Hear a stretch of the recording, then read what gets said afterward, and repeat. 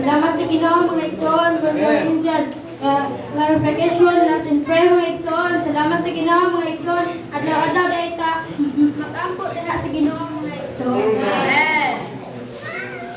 Praise the Lord, mga igsoon. Knowing that God has fashioned someone just to match you, mga igsoon, we would not choose in our own. We need to trust the will of God. Praise the Lord, mga kaigsoon.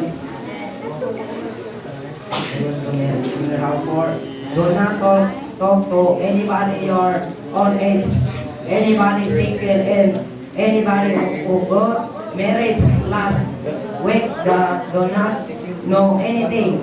Marriage is a family matter, so God go and fellowship with all present in the church. Fellowship is your protection, not for controlling. Kaigsonan, kita mga Kristohanon, dili ka maulaw mag-share sa uban mga Kristohanon. Praise the Lord.